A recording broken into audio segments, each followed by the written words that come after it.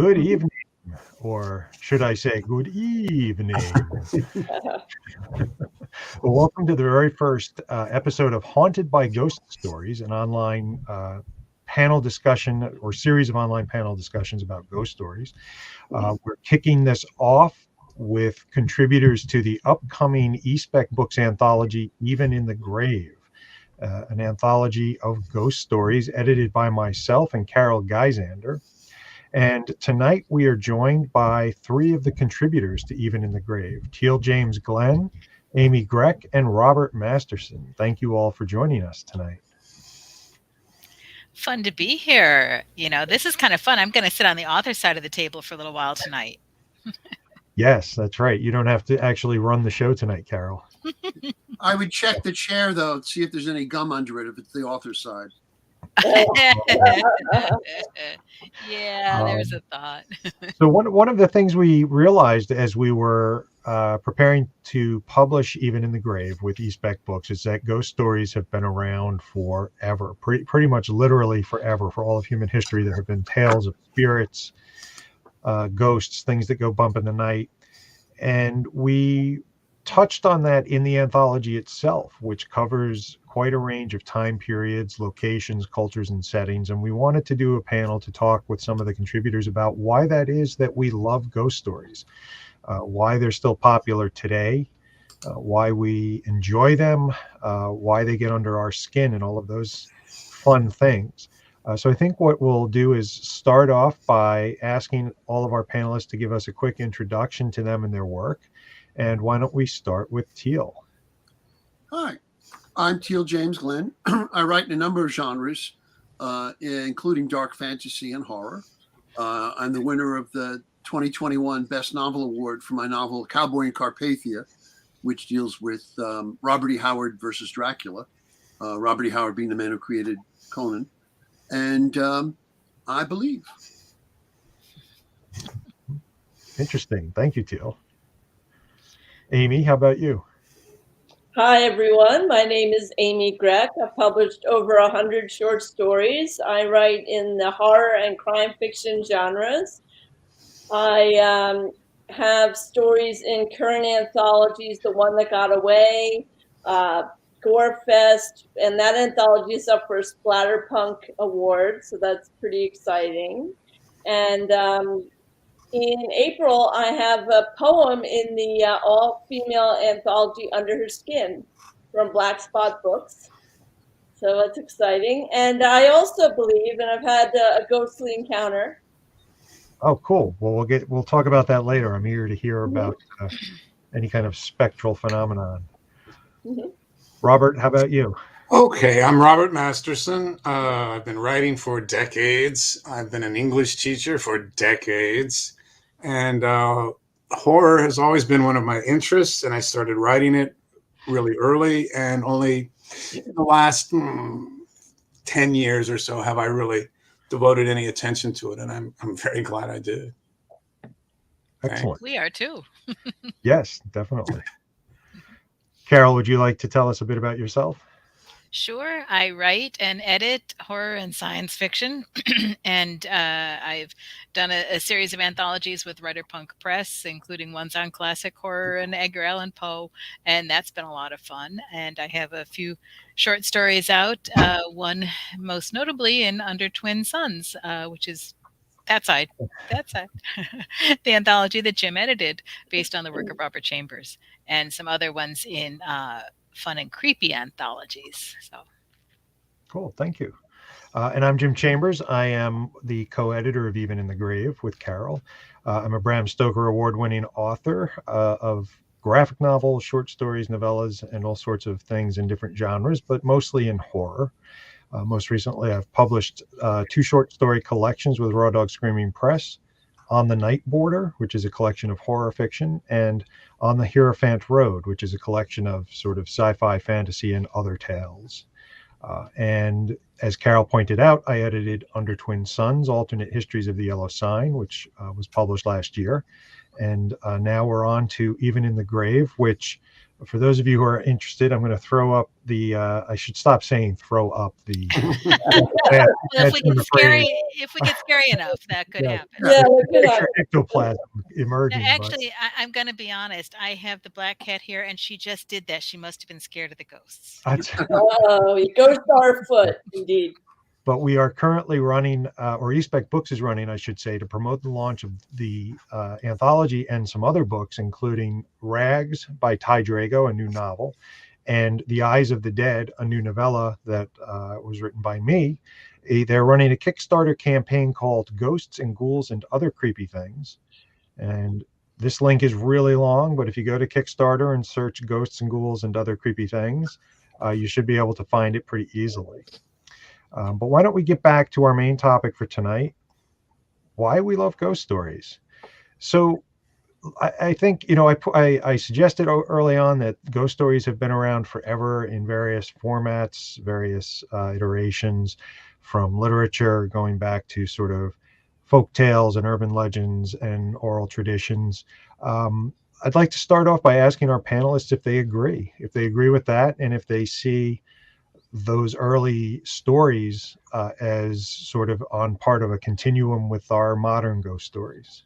So who'd like to jump in and Well, I'll start with that. I think that as a species, we always try to think there's something more. That's why religions exist. And if you have a religious belief system, you automatically believe in spirits. So spirits to ghosts is a really quick jump.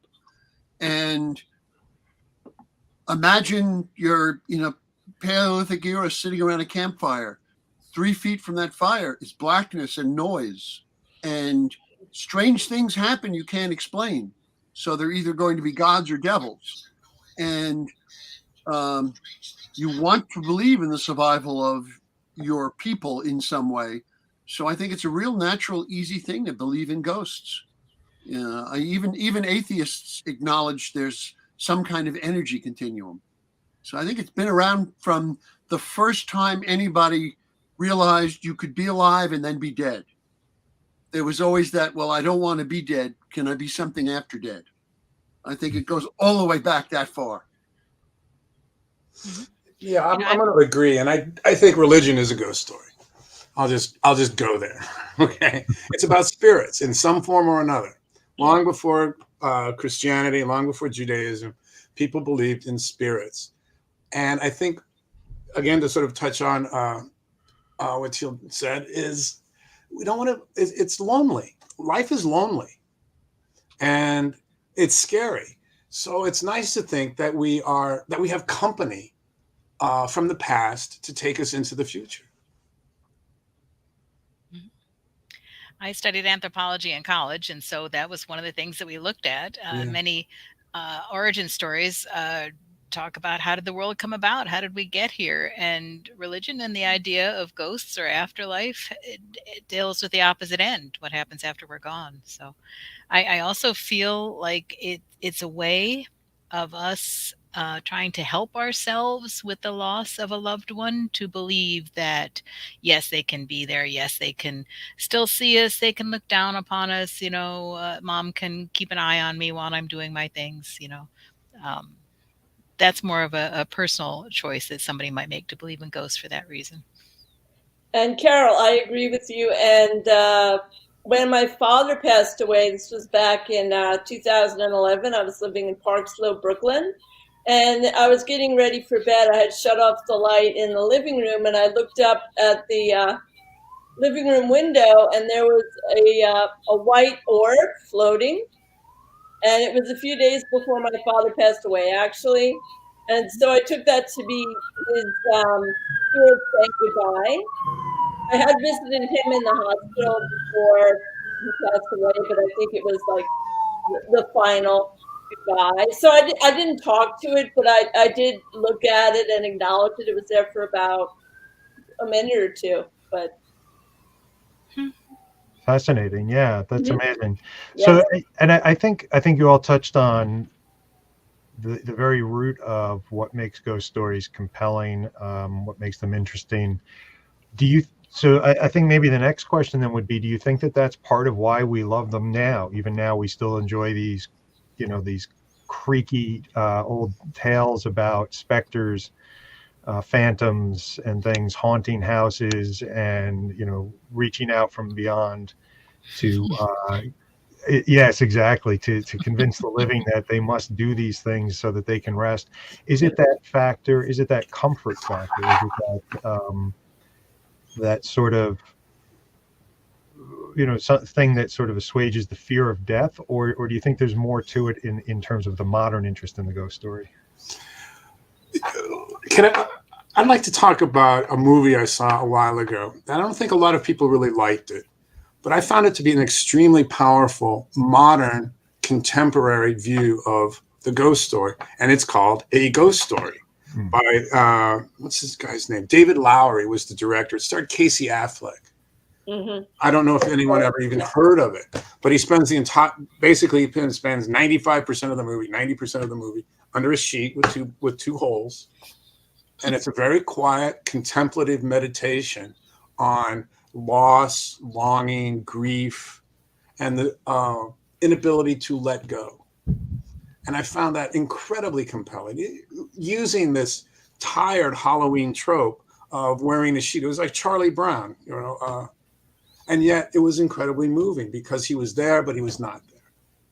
And I think really touched, for me at least, I think my wife agreed, it really touched our inability really to conceive of our own non-existence and our desire to keep those tangible ties with a place that we no longer belong. I think that a lot of that goes to the fact that we're still those same cave people. We have not really changed. Our worldview is to the limit of our eyes and our ears. We've gotten this electronic stuff which extend our eyes, and we have phones that extend our ears, but it's still not further than we can reach. And it's why so many people work hard to have a legacy, to leave things behind, to leave monuments, to leave books, to procreate. My child is my legacy, because there is that inability to accept that it's going to end, that we're moving towards something. And I think ghosts connect with people more because we can all conceive of a ghost. We can all conceive of when people die, something happens. We're never going to run into a vampire or a werewolf, except in one of our books, I hope. Godzilla is not likely to get us if we're inland. So, we're the thing that reaches us most is this thing that is absolutely inevitable, death and taxes. That death will come. And I think that that inability to look beyond what we see or hear is, well, we want to extend it, so let's have a ghost. And I think even if you don't believe in it, there's part of you that in that hindbrain that kind of hopes it's there because you don't want to stop.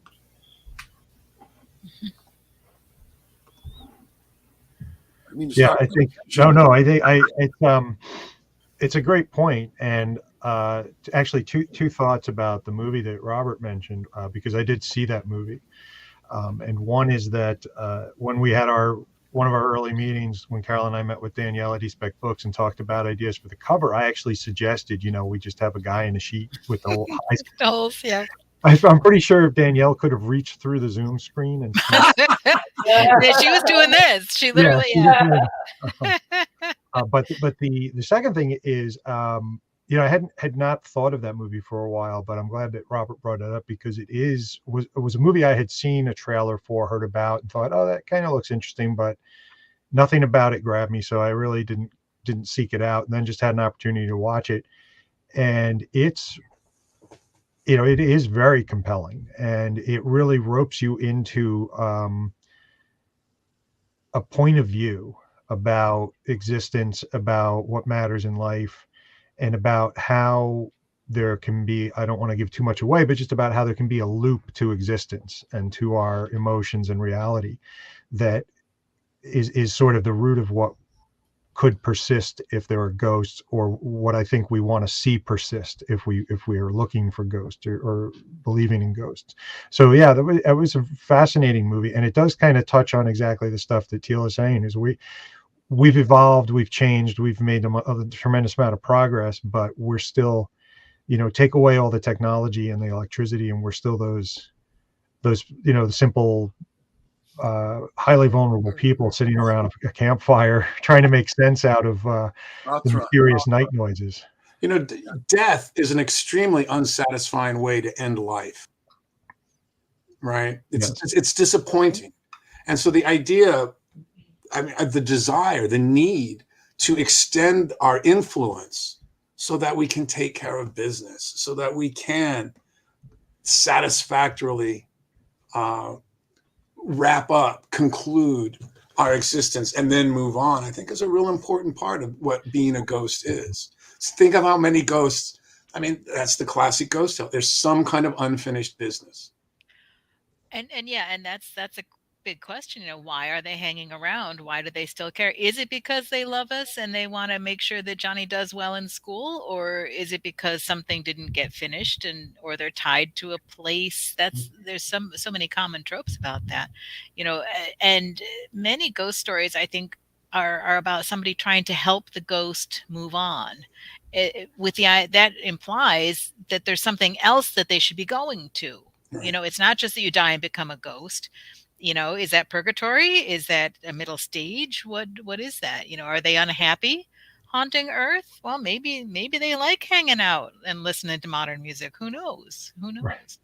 So, I think people approach the idea of what to do with a ghost differently. Some people are probably happy living with a ghost in the closet, as long as, they're not mismatching the socks and stuff in the laundry bin. But and as long as you're not, as long as they're not malevolent ghosts, that they're not wreaking havoc. They're not, it's not like that movie Poltergeist, which everyone my age is seeing growing up. Where they built the house over an Indian graveyard or whatever the. I hate when that happens. Yeah. Well, I think that one of the things why ghost stories still fascinate literarily is that it is absolutely the single widest trope you could do. There's comedy, there's horror, there's adventure ghost stories, there are revenge stories, there's help stories, there are romance stories, all with ghosts, all with the same thing. And one of the things about the Even in the Grave you're talking about, there's no two stories that are the same, that approach it the same, because it does touch all of us in a different way. It's just like food. Every one of us has a different taste, or we could all make the same meal, but we would flavor it differently. And it would be, 6 different meals, 5 different meals, but with exactly the same ingredients. And I think that's the thing about ghost stories, is they can be so individualistic, even in our Euro culture. Then you start going to like the Filipino ghost stories, or Chinese ghost stories, or Indo-European ghost stories, or African ghost stories. And there's really almost an infinite number of ways to talk about life through ghost stories. And I would hazard to guess that the first scary stories that any of us heard were ghost stories. Yeah. And we were sort of goofing on it before the panel started, but Casper the Friendly Ghost. He's my favorite. Right. And he's friendly. As opposed to his obnoxious cousins or brothers, whoever they are. Those three, The first urban legends that we spread around were the girl hitchhiker story. I can't even remember what it's called. The pink sweater on the grave. That was profoundly like, spooky, sort of introducing us into that world of, let's say, manageable fears. It's one other interesting thought. We know a lot of fairy tales have come up through folk stories and such, and they're a way to instruct people and children on how to behave or not to behave. Don't go out in the woods or Little Red Riding Hood, or else the wolf is going to come get you and eat your grandma. But ghost stories can be another one of the same thing. Do right in this life, or this is going to happen to you, or do right in this life, or they're going to come back and get you. So that's like another higher level of Well, that's fairy like tale. the La Llorona story. It's like the most famous Latin ghost story, and it's don't go by the water by yourself. Right. It's the ultimate don't do that, because she'll reach up and pull you in. Sure. I grew up with La Llorona, and she was a constant presence, in any kind of, from Mexico north, I don't know how far. But La Llorona was a big deal in my community, and we knew who she was, and she had what her story was. She was Coronado's whore. Yeah. I'm sorry, Cortez's whore. La Malinche. Yeah. And the children she was looking for were the children she'd killed for Cortez, the children she'd had and then murdered when Cortez left. Yeah. And that's the instruction. Stay away from the ditch. Kids, don't go in the water. She was always around the running water, the irrigation ditch, and stay away. The difference, I think, that makes ghost stories so different than others is that ghosts are with us in ways that other creepy things, monsters, are not. And depending on our cultures, we are taught, well, a lot of people I know grew up being taught that they were real and that they were everywhere all the time. Mm-hmm. And that was just a fact. Well, I mean, again, if you can't be Christian and not believe in ghosts. No, of course. It starts with him coming out of the grave as a ghost. Right. And the Trinity of the Catholic and Eastern Orthodox churches are the Father, the Son, and now they amended it because ghost is so scary. They call it the Holy Spirit now, but it was the Holy Ghost. Mm-hmm. And that was scary when I was a little kid. Yeah. Right. Yeah. Well, I think thinking about the sort of the current position, the modern position of ghost stories in fantastic literature, it seems to me there were two things around the turn of the 20th century that, or just before it, and just kind of bridging the change of the century, that probably were among the strongest influences on how we tell ghost stories now. And one was the Spiritualist movement, which was really this very widespread belief in the afterlife and ghosts, psychic mediums, seances, ectoplasmic manifestations, and things like that. And the other was a Christmas Carol by Charles Dickens, which gave us perhaps, sort of the archetype of the modern ghost, Jacob Marley, the guy in his burial cerements and clanking chains. And for years after that, ghosts were always, in sheets and clanking chains, and it became sort of the cliche. It became so common. How do you think that those things have influenced where the ghost story has gone, or how you perceive ghost stories, or what you think readers enjoy about them? Well, one thing that comes to mind immediately is that the whole, it's almost a trope, but of conducting a seance enters to mind. And we have a fabulous story by Teel James Glenn. I can't tell you anything about the story, but he deals with this question in terms of how that's affecting society, and what do you do when you're confronted with this? Mm-hmm. So that's an additional level of interaction that became available based upon the whole spiritual movement as such. So and funny you say that, Carol, because my story, Even in the Grave, Bruised and Battered Nevermore, there's another seance there. Yeah. Yes, and it's also my love letter to Poe and also to Brooklyn. It was inspired by a decrepit apartment building at Greenpoint, my first apartment in New York. I had a feeling you knew that apartment very well when I read the story. Yeah. You are correct. Hopefully it wasn't really haunted. You make a really good point, James. Yeah. Just a quick side note, though, we have another story set in an apartment in New York City with a ghost in it, but it's an entirely different story. So that's one of the coolest things. You can take these plots and plans and do what you want with them. But was I interrupting you, Robert? What were you going to say? I was just going to, continue with what James was saying about that spiritualist movement. And I think about Madame Blavatsky and the Theosophists. And there was that move generally during this period of time to codify and scientificate everything, and to approach spiritualism in its own goofy way as an ordered discipline. Now, of course, so much of it was fake, and we have Houdinis and the terrible. I just watched what the hell flew out of my head. Nightmare Alley. Sorry. Oh, okay. Oh yeah. That was Which is great. all about Fabulous. spiritualism Yeah, and fantastic. the fakery.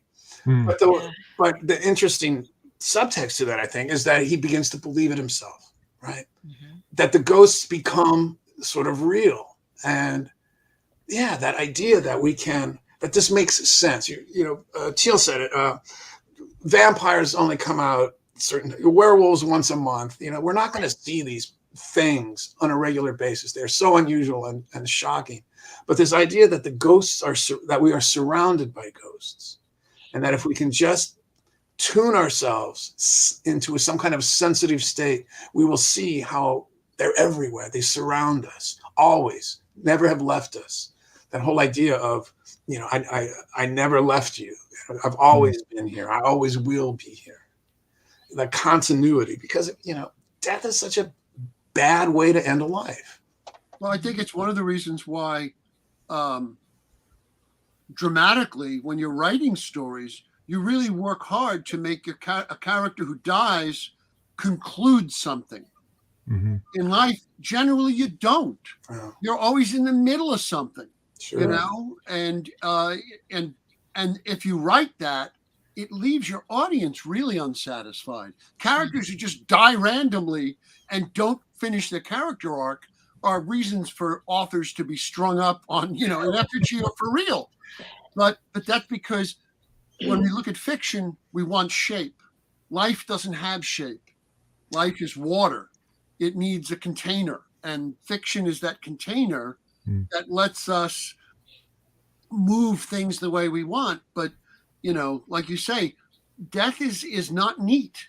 Death, seldom do people say, I've done it, I'm finished, I'm ready to go. And most of the time there's things left undone. Discussions that haven't been completed, connections that were not made. I know I was terrified at one. I was a stuntman for a long time. I was terrified of dying before I finished the book I was working on. Yeah. Sure. And That's why you write so fast. Yeah. every decent ghostwriter knows what you're talking about. And that's what a ghostwriter does. He comes into a manuscript, we come into a manuscript and give it the shape and the form that Teel is talking about. Here's the story of your life. Now I'm going to ghostwrite it into something that makes sense. Yeah. Mm-hmm. Yeah. That is satisfying for the reader. Yeah. Yeah. So go ahead, Carol. I actually have a question to follow up on what Teel's mentioned, though. Sure. The idea that writing about ghosts can change the ending. Instead of just being in the middle of something like crossing the street and getting hit by the bus, we can make the character do something with the end of their life. What does that do for us as a writer to be able to share that kind of thing? Why do we want to do that? Why do we want to change somebody's end? I think it gives us hope for ourselves. We hope somebody will write the end for us when we can't. The end is not the end. Yeah. Yeah. Mm-hmm. It's the beginning. Well, everyone knows it's always in trilogies. Yeah, exactly. Yeah, no, I think it's an interesting idea that it sort of takes a little bit of that bleakness, of really looking at mortality away, by suggesting that, even if you can't see it, that there has been some arc of your life that is successful, that was completed, that you've completed your work on Earth, sort of idea that, and that's something that creeps into ghost stories too. Ghosts who feel like they have the unfinished business, they have to come back and make sure that something they were doing happens, or but I think there's been an interesting phenomenon in the last maybe 30 years where ghost hunting has become like a cottage industry, or maybe an actual industry at this point. I mean, there's so many people doing it. Yeah. And people are really applying technology to the idea of ghosts, electromagnetic, sensing devices, different types of video and film and other cameras and audios and audio devices and recordings and all sorts of things to try and identify and maybe solidify what a ghost is and prove their existence. And Teel, go ahead. I was going to ask everybody for their thoughts on it, and you're ready to go. Well, before we had science, we had magic. And so with that magic, if the crops failed, we knew it was a bad spirit. And if they succeeded, you knew that our prayers had been answered. As we acquired science as the religion and not magic, we started requiring proof. We started requiring quantifiable evidence that, yes, and I mean, the first of those was the Ouija boards. Look, we can scientifically, demonstrate that the ghost will tell you to wear pink jeans tomorrow, or that Johnny will let you date, whoever you're going to. Arthur C. Clarke said any science sufficiently advanced will appear to be magic, and vice versa. And I think that's where we're at, is that as we move away from believing that the statues in the temple are really speaking, because that was all the proof we needed back then. Now we need other proof. And so people are trying to get that for us with electromagnetic waves and infrared cameras and heat mapping and temperature changes. Yeah. That's James was talking about the beginnings of this systematic investigation of the spirit world that began probably in the 1800s, the late 1800s. And as science has progressed, every tool that science has established, every device, every way of measuring something has been applied to the spirit world unsatisfactorily, because we yet to have that proof. But each advance, these electronic magnet things. Well, photography was used to they attempted to use photography to capture the spirit world. Radio waves, all those kinds of things have been employed in an attempt to verify what I think is unverifiable. So that's an interesting observation, because it makes me wonder where ghosts are concerned. Is that what keeps readers interested in ghost stories? This fact that the question so far has not been answered and doesn't seem like it's going to be answered definitively anytime soon, that they're just looking for answers that might work, or they like to try on answers by reading ghost stories. And so, well, maybe this is what ghosts are about, or maybe this is how ghosts work. Does that what do you guys think about that? So that could be like going to different churches to see if you like that flavor of religion. That's interesting. Mm-hmm. My grandmother did that every weekend. She went to a different church in the whole area just so she had all of her bases covered. Oh, wow. That's like the guy in The Mummy who's got all of the necklaces. Oh, yeah. You gotta have your bases covered. Yeah. No, I think that's true, though. I think that it's confirmation bias. We look to read a story that agrees with what we feel, but we don't want to say or haven't put into words specifically. Yeah. Oh, that's why the ghosts are here, to do that. Oh, when that happens, that means it's a ghost. Okay, now I understand. It's not just a creaky door or, different types of wood drying at a different rate that creak, So I think that's part of it. But then that's why we write fiction. But I think ghost stories reach a wider readership than other types of horror stories. There are people who won't read about vampires or zombies or werewolves, but they'll read ghost stories, and it's because that lives in that sort of gray zone where there's curiosity about ghosts that doesn't exist about things that I think we can all agree don't exist, like werewolves and the living dead as we see them in the movies. And things you like keep believing that. Wait a minute. Wait. One of the things I have found interesting over the years is the distinction between a ghost and a zombie. Mm-hmm. And one is actually terrifying, the idea of a reanimated corpse of any kind. And the other one can be scary, but isn't necessarily always so. Yeah. Well, I think part of that is a zombie is associated with rot. A zombie is associated with that's good point. Flesh that is stolen, and a ghost is someone who's finished with the flesh and it's almost a new thing. Right. It's a transcendent experience. Yeah. So Mhm. again, we don't talk about the fact that Christ coming out of the tomb is technically a zombie. Right. Because we want to say he's a spirit, even though you can physically touch him. Well, then where's the line between zombie and spirit? Right. Because Right. decay is something that I think is anathema to everyone.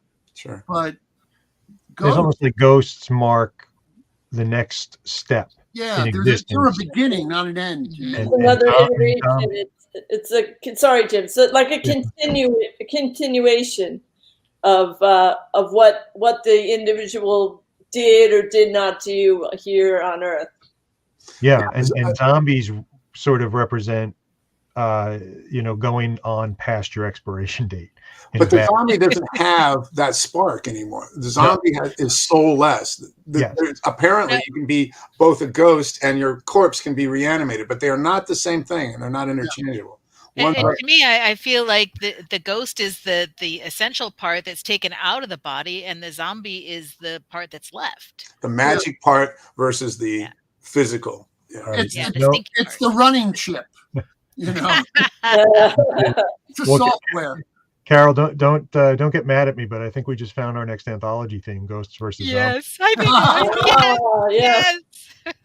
Zombies Um, versus ghosts. Okay, yes. cool. Can you imagine being a ghost and seeing your own corpse reanimated? Yeah. Right? Oh wow, lots of possibilities. Yeah. Great idea. Well, Great is it? That's one of the. That's the one title of the of the worst story parts of is seeing- Squatters' Rights. yeah. I But was so gonna say that's we one are. of the- oh, we're about there. Okay. Oh no, it's just you can finish that in. We were just coming up around, I think, towards the end of our time, and one thing I wanted to do is make sure we go around to Robert, Teel, and Amy. And number one, I'd really like you each to just tell us the title of your story, and give us a very very brief description or flavor of it to intrigue our readers. If that was me, I'd be saying, "Oh hell, Jim, what's the name of my story?" Make it up. No one will know. That's it. Yeah. So that's fun. Teel, do you want to lead us off? All right. So my story is called The Red Mare, which refers to a Celtic deity, and it follows Sexton Dark, who is a ghost debunker, who at a seance in the 1920s, and things don't go quite debunkedly as he would wish. Yeah. And, my story is entitled Bruised and Battered Nevermore. It's an homage to Edgar Allan Poe.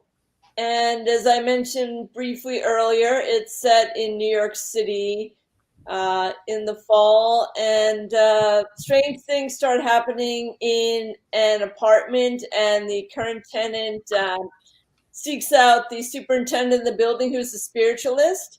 And they have a seance, and it turns out the previous tenant had unfinished business. That's Okay. Okay, stop there. Stop there. Right. Cool. Okay, I had to look it up because it's long. See, I was looking it up too. Your title's a mouthful, Robert. Yeah, my story is called "The Source of Friar Santiago de Guerra de Vargas' Monstrous Crimes." Let me try that again. The source of Friar Santiago de Guerra de Vargas' Monstrous Crimes, and it is the story of the expedition to conquer the Mayan Empire following the conquest of Mexico, and a ghost that follows the caravan. How do you have any word count left after you do the title? Yeah, exactly. I just Well, when each character has 10 words in their name, yeah. I wanted it to sound old timey. Yeah.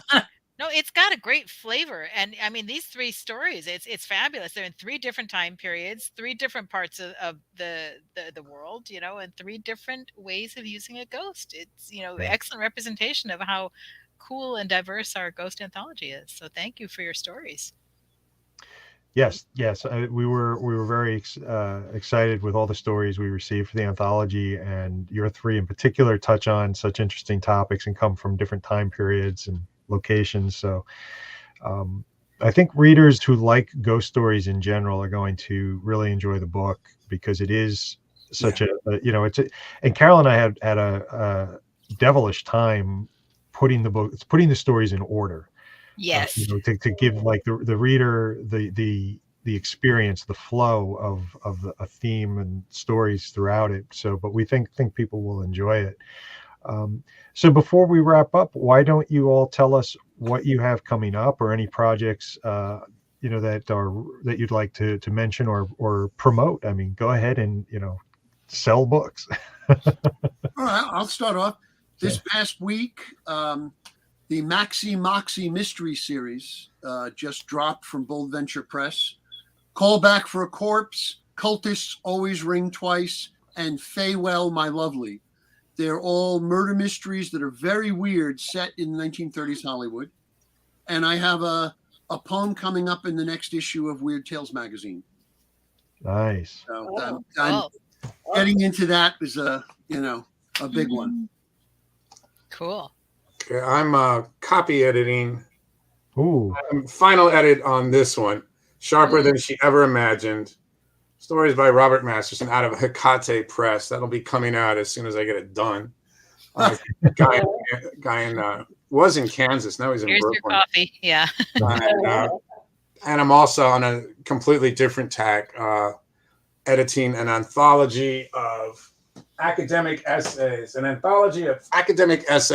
from a academic journal I used to edit back in New Mexico at the University of New Mexico called Academic Poetry. And that should be coming out this year as well. Exciting.